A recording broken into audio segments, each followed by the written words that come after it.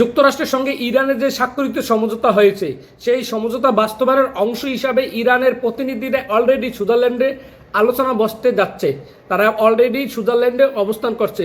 অন্যদিকে পাকিস্তানের প্রধানমন্ত্রী এবং সেনাপ্রধান তারাও সুইজারল্যান্ডে আসতেছেন। মার্কিন ভাইস প্রেসিডেন্ট জেডি ভান্সও আসতেছেন।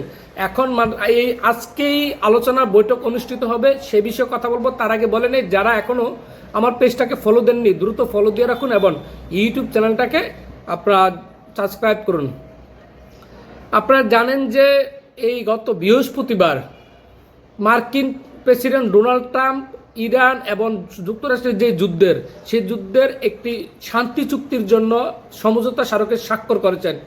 সুইজারল্যান্ডে এটি একটা আলোচনা হওয়ার কথা ছিল শুক্রবার, কিন্তু সেটি বিভিন্ন কারণে হয়নি এই স্বাক্ষরের আগে। তার সাথে কিন্তু শুধু ট্রাম্প স্বাক্ষর করেনি, সেখানে কিন্তু ইরানের যে পররাষ্ট্র মন্ত্রী আছেন আব্বাস আরাকচি আছেন, তিনি কিন্তু অনলাইনে অর্থাৎ ইলেকট্রনিক স্বাক্ষর করেছেন।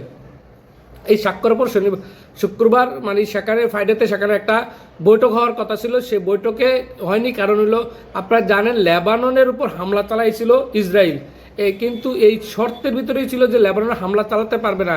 শেষমেশ গতকাল পর্যন্ত কিন্তু এই হামলা চলমান ছিল, তারপরেও তারা এই হামলার কারণে ইরান প্রতিবাদ জানিয়ে এই যে হরমুজ প্রণালী বন্ধ করে দিয়েছে। এখন হরমুজ প্রণালী বন্ধ আছে, তারপরেও কিন্তু তারা সেই স্বাক্ষরকে গুরুত্ব দিয়ে সেই সমঝোতাকে গুরুত্ব দিয়ে তারা কিন্তু আজকে আলোচনা বসতে যাচ্ছে। ইরানের যে পররাষ্ট্র মন্ত্রণালয় রয়েছে তারা বলেছেন যে আমাদের প্রতিনিধি অলরেডি সুইজারল্যান্ডে অবস্থান করতেছেন, তাদেরকে আমরা স্বাগত জানাই। তারা আজকে এই যে আলোচনা সেই আলোচনা তারা বসবেন।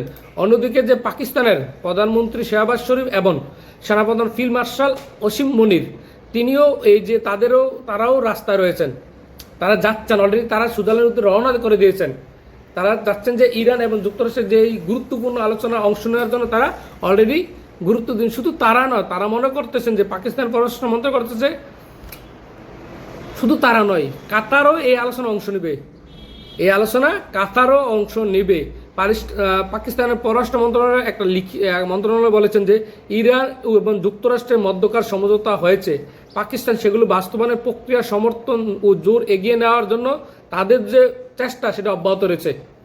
এটি সুইজারল্যান্ডের যেই আলোচনা হওয়ার কথা হলো, সেখানে গতকাল কিন্তু বলেছিল জেডি ভান্স আসবেন না, কিন্তু এই যে পাকিস্তান পররাষ্ট্র মন্ত্রণালয় নিশ্চিত করছেন যে এখানে জেডি ভান্স আসতেছেন।